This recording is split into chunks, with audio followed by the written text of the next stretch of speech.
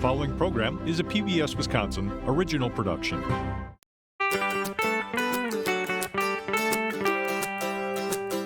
Welcome to the farm! Spring has finally sprung, and to celebrate, I've asked my nephew Ashton and my mother to come over for a simple but elegant spring supper.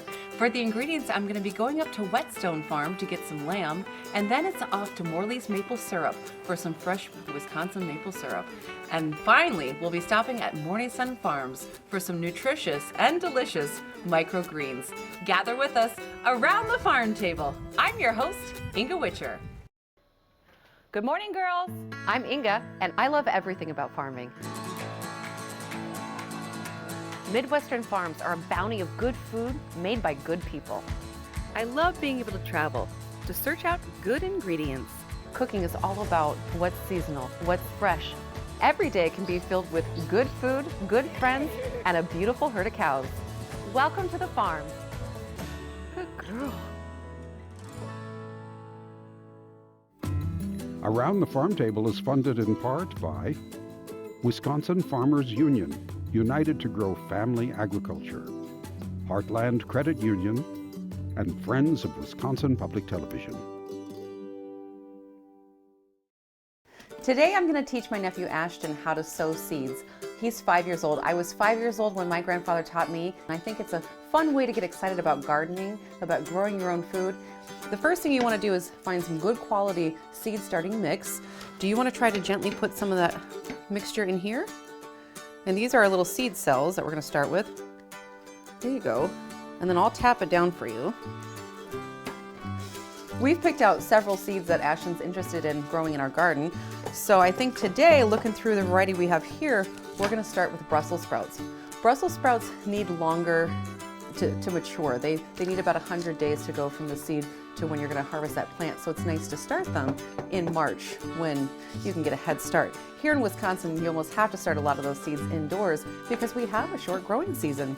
Okay, Ashton, now you did a great job getting the soil in. Let's tap that down. Again, we want to kind of push it down so we're getting that good soil to seed contact. And now, are you ready to plant some seeds? Yeah. Okay, my rule of thumb with planting the seeds, how deep you go, is just plant them about twice as far down as they are big. These seeds are really, really tiny. Right here. Aren't they tiny? And the plant is going to be almost as big as you are. You want to do me a favor? Can you go back and kind of push these seeds in a little bit? You got them all squished down? And then a little tip that I like to do is I like to cover the seed trays with a little bit of saran wrap for the first few days until you see germination. It acts like a little greenhouse. And then I just put it in a sunny window. I don't have any special lights or anything like that. I think a sunny window is just fine. Okay, now you gotta water them. And we just want to lightly water. And then you're just gonna monitor those seeds to make sure that they're evenly moist at all times. Look we just started growing a plant. So then the next step is just, you wanna make sure that you label your plants so that you know in a few weeks of what it is that are actually coming out. Can I hang up our tags that we made? And on our tags, we just put what we're growing and the date that we sowed them. Ashton, I'm gonna take these inside and put them in a sunny window. How about if I leave you here with Grandma and I go pick up some ingredients and I treat you and Grandma to an elegant springtime savory meal? Sound good? Yeah. Okay.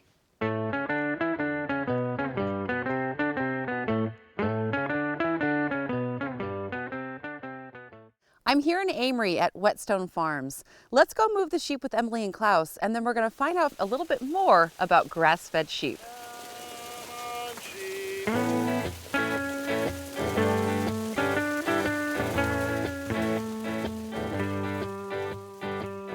Boy, it's a great day to be out here. The sunshine, it's warming up a little bit, and it's fun to see all the sheep on pasture right now. Yeah. For those people that don't know exactly what's happening out here, can you explain to them what winter grazing is and what you're doing here? Yeah, so we are bale grazing our flock of sheep. That means that instead of bringing them into the barn in the winter, we place the bales out on pasture at the beginning of the season. and we let them eat all the hay in one paddock and then move them on to the next. That way any hay that they waste and all their manure goes right back into the pasture.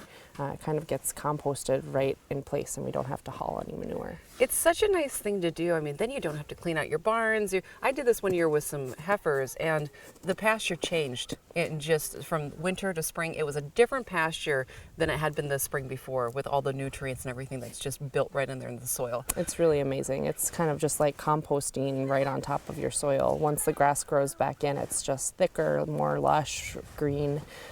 So we're really kind of building our pasture back up this way. But don't you wish you were hauling manure every day and your equipment was breaking down? And No, it was, not at all. kind of takes the fun out of it, right?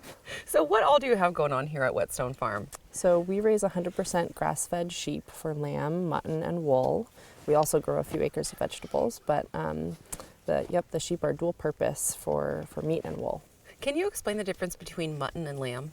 Yep, so lamb is from a younger sheep, under a year or so, and mutton is just meat from an older sheep. So the lamb tends to be lighter in color, more tender, and a little more mild flavored. The mutton is going to be a little stronger of that lamby flavor and not quite as tender. We love it for sausages, ground, use it anywhere you would ground beef, for Sure. meatloaf, chili, stew. Yeah, nice. And I noticed the dog. This is your guard dog? Yep, so we have 2 guard dogs. They protect the flock from coyotes, from any neighborhood dogs that might get out. They let us know when people or anyone's around. They also kind of let the flock know when there are deer or other animals moving around and keep the deer away from our fence. So they're born knowing how to protect the flock. Exactly, they have a really strong guarding instinct, and he just lives outside with the flock year round. We often give them access to a shelter and we'll find the dogs just sleeping out with the sheep. So Sometimes when I'm talking to people, they tell me they have a little bit of sticker shock when they're looking at the price of, say, grass-fed beef, or I know lamb is, when you're looking at it, it's a little bit more expensive. Right, so part of the reason grass-fed meat is going to be more expensive than a grain-finished product is that it takes a little longer to get our animals to market weight, and we're also doing a lot of labor moving them every 1 to 3 days from late April through early December, really.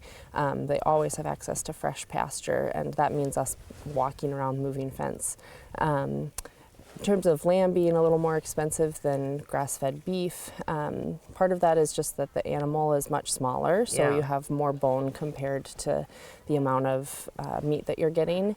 And also butchering lamb is pretty expensive. A lot of butchers don't take lamb, and they charge by the head instead of by the weight of your Oh, animal. really? So we Okay. just have a set price per lamb that we pay, and it ends up costing us about $2 per pound just to get our lamb butchered. So that's a cost we kind of just have to pass on to the customer. And how is it farming with kids? I noticed Aldo's on the back there. Is it? Yep, little Aldo is 4.5 months old, and then we have a 3.5-year-old Sylvan. I think folks, you're a farmer, you're a mother, you're taking care of a business.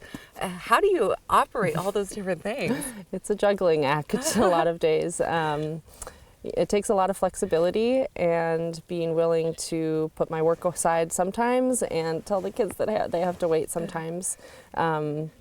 There's a lot of baby riding along, and Sylvan, our 3-year-old's kind of learning the ropes by watching. We also have a really great community of other folks with kids around, and we do some child care sharing, so different people watch the kids different days of the week and good. allow others to work. But it's definitely a juggling act. Well, I'm not really a full-time farmer or just a full-time farmer or just a full-time mom. I'm kind of a work-at-home, farm all the time, mom all the time. Well, I'm going to let you get back to it, but I'm just going to drop off some cash in the cash box and grab a little rack of lamb if you don't mind, and I'll let you get on with your day. Sounds great. Thanks, Nice to see Inga. you.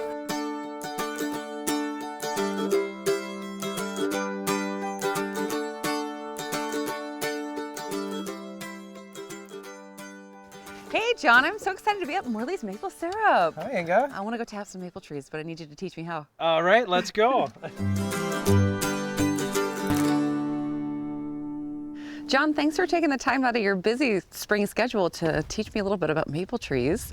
It's something I've been wanting to get into, but I have no idea what I'm doing.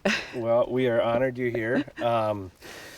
Maple syrup's always been a passion, so I'd love to teach you a little bit. So once you've identified your tree, when you're looking to put in a tap, what do you look? Do I have to find a certain spot? Is it like a vein on a person, or? You know, there's a couple old wise tales like that where you want to have a nice root system coming up. Really a good, clean, soft area, no knots, a healthy spot to drill in. We're going to drill in at 2 inches. Okay. And pull the material back out. You want good, nice white wood. That means a healthy spot in the tree, and that sap will go up and down during the season. And I know they talk about, the saps are running. What kind of temperature do you need for that? That's a great question. We need above 32, and it's kind of a tricky one because everyone's excited and getting their yard trees. They'll tap a little bit early. The sun is very powerful in the spring, so when it hits the bark, there's sap held from the fall frozen. That's the first little bit of sap that comes out. But once the roots unthaw, when it gets above 32, then it'll pull sap up and down, and you'll get good runs when the sap is running. Technically, that is when sap is running, when they're thawing through the roots and going to the top and down. So after these bags fill up, how much sap is it going to take me to make a gallon or something of syrup? Great question again. Every tree is going to be a little different. A nice yard tree or farmyard tree with a great canopy is going to have higher sugar content. This tree here runs about 3 to 3.5% sugar, so you're looking at 30 to 1, 30 gallons of raw sap to make 1 gallon of syrup. Wow. Okay. Boy, that's a lot. Yeah.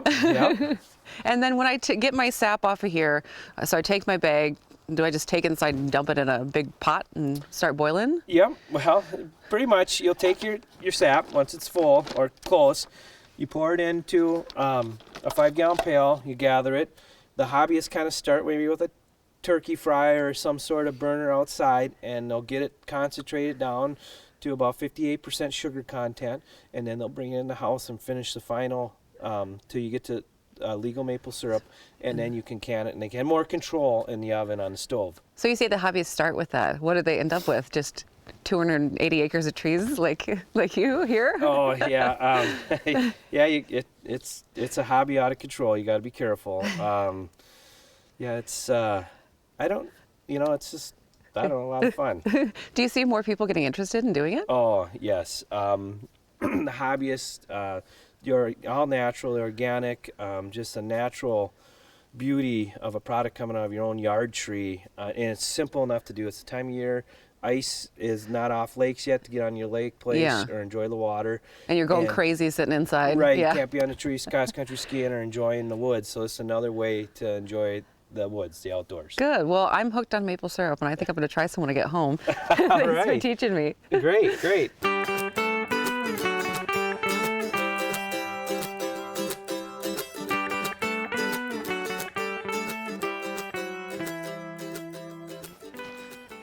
I've made it up to Morning Sun Farms. Why don't we go say hi to Janet in the greenhouse?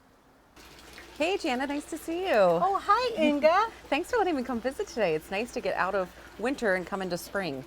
Yeah, thanks for coming. What a great work environment to be in all day long. Don't you love seeing all this green when it's snowy outside? It's better than what I see most of the day. So these are microgreens you're growing here. And for folks that don't know what microgreens are, because they're not very common, really. No, they're not. Well, tell us a little bit about them. Well, microgreens are little plants that are between the stage of a sprout and a baby leaf.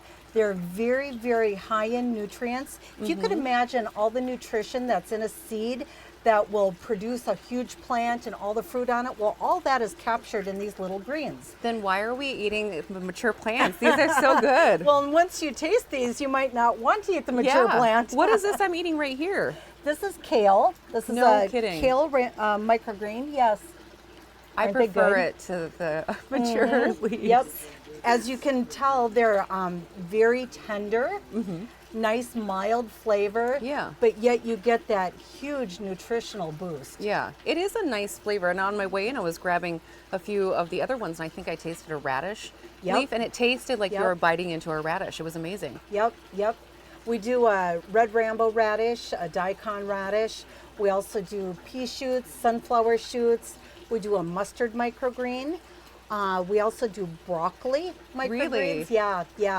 and they're all just great. I think this is a great way to get my nephews to actually eat their vegetables. Absolutely. I don't think I could tell them they're going to have kale and broccoli though. No, you don't need to. You know, you throw a little handful of this into a smoothie or sneak it in their sandwich, and you've just given them a handful of vitamins, and they won't even know it. How does one become a microgreen farmer? Was this something that you said, I want to grow up and grow microgreens? How did you figure this out? This is so cool. Well, you know, we started off, we knew we wanted to do something here at home. We had always grown a garden for our family and so on. And so we started experimenting. We actually were planning to do tilapia and lettuce and do an aquaponics system. That's how we started. Over the course of time, that changed. And I had a friend that invited me to a wedding expo. I talked to a chef there, and he asked me about growing some products for him. And as I researched those products, I came across microgreens, and we started growing some, took them to the farmer's market. People seemed to really love them. So we did that again, and it went really well. So I thought, gosh, this really should be available to more people. So I started knocking on some store doors. I went down to Whole Foods and brought some samples, and I just happened to hit a produce manager that was very passionate about local food and really excited about our product, and he brought it into the store, helped me learn the process of getting into their store. Went to some co-ops, and they brought us in, and it just, that was about 5 years ago. Yeah, and it grew from there. So just recently, we were able to get our product into the Whole Foods distribution center. Oh my gosh, so that's so going nice. out regionally. Oh, congratulations! Yeah, thank you. We're That's excited. so huge. It's huge. Yeah, it is huge. I think one thing a lot of folks don't realize about farmers is that we have to be our own marketing team. We have to go in and teach ourselves how to speak to those produce managers or the dairy case manager or whoever. Yep.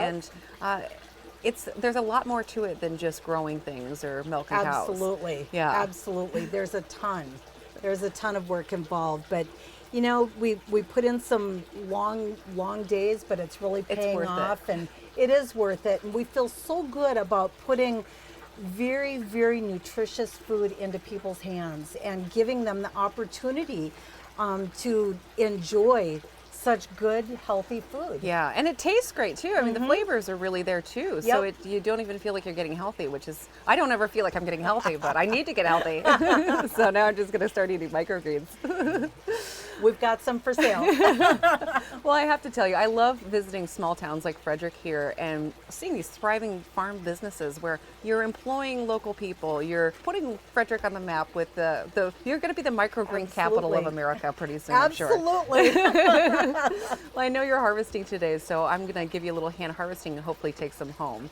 And then why don't you meet me in the kitchen where we're going to cook up some microgreens and some lamb for my lovely little nephews.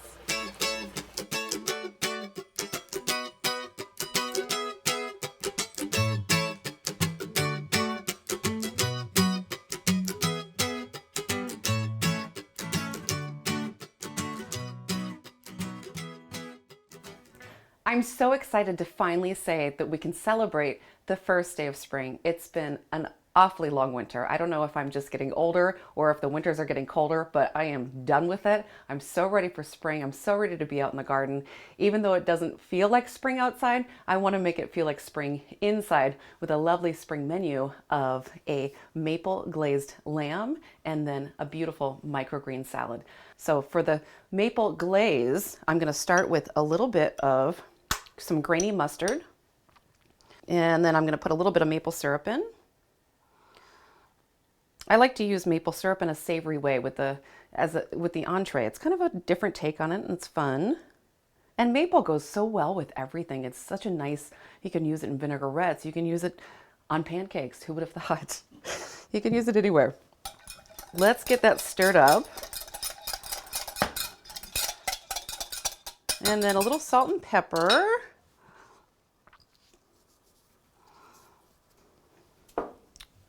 Fresh ground pepper.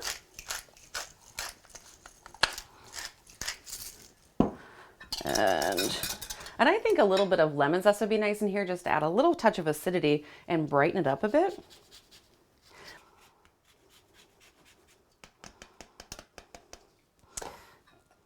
Give that a good stir. It smells good. One thing I love about cooking with lemons is using that zest, and the kitchen just smells really bright and beautiful. Let's taste that. That's really good. Okay, I'll set this off to the side. I'm just gonna let those flavors come together a little bit. So for the lamb, I wanna add some rosemary to it. Rosemary is one of my favorite herbs to have around the house. Okay, and now just chop up that rosemary. I want to get the rosemary really fine. The more you cut those herbs, the more the essential oils will come out of it and flavor that piece of lamb. Okay, now that rosemary is nice and fine, I'm going to move that to the side and do a few cloves of garlic.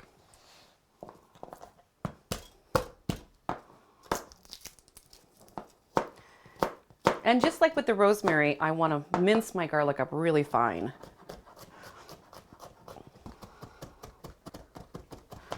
Okay, that's looking good. And I'm going to mix these two together. With my lamb, I'm just going to put a little bit of olive oil and rub that in both sides. Look at this beautiful fat cap on it. That's going to add a lot of flavor when we're cooking. And then salt and pepper. Well, this is looking good. Now let's put our rosemary and garlic mixture on here. And I'm not doing this gently. I really want to get it in there. On both sides here. Get a pan going over medium-high heat, I'd say. Put a little olive oil in there and get it cooking. We want to really sear the lamb when we put it in there to get that nice sort of crunch on the outside. So, and I'm going to do the fat cap, the fat side first, and then here we go.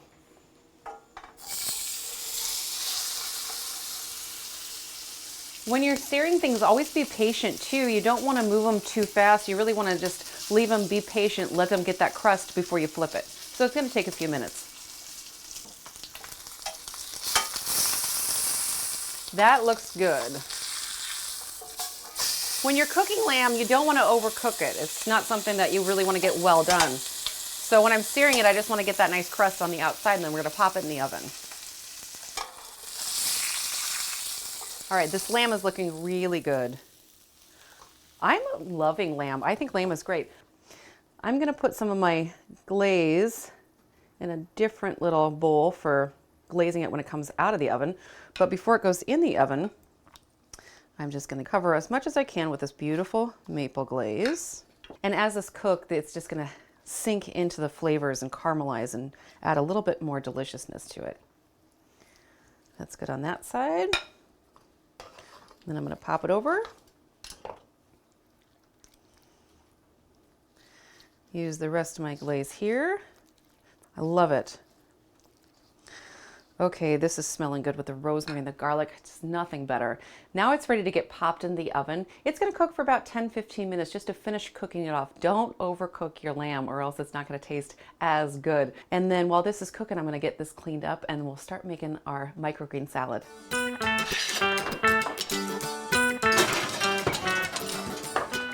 Let's get the salad ready for my mom.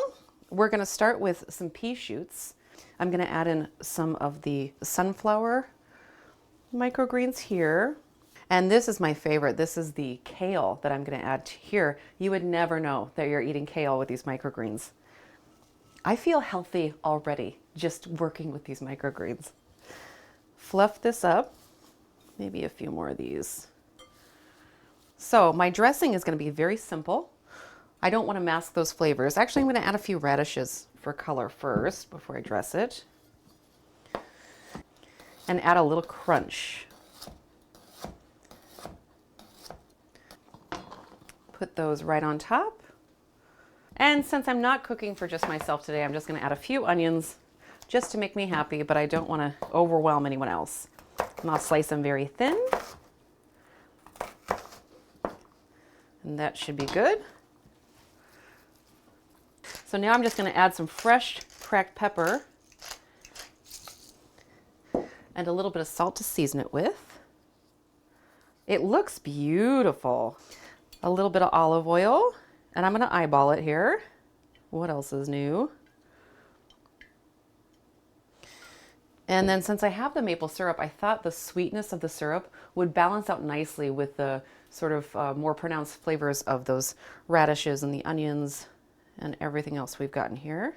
So I'm just going to drizzle this, and then a little bit of lemon juice again to add that nice acidity. And that's all she wrote. I mean, that's a really easy salad.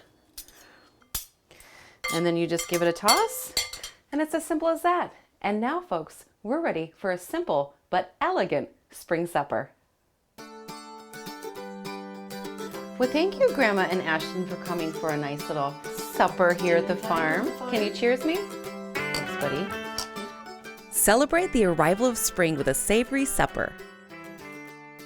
Maple glazed rack of lamb on a bed of garlic mashed potatoes. And fresh spring microgreens with a maple vinaigrette. It's okay to help the budding gourmet learn how to use his knife. Grandma's maple butter cookies are the perfect topper for Ashton's special chocolate sundae. Ashton, what was your favorite part of dinner? The microgreens? That's what I thought. Grandma, would you like to have another dinner like this again sometime soon? Yes, you're cooking, I'm coming. Good. That was really good meat. Thank you. Thank you guys for coming. And I hope this has inspired you to have your family over for your own spring supper. And I hope you'll gather with us next time around the farm table. I'm your host, Inga Witcher. Cheers. Cheers. More tea?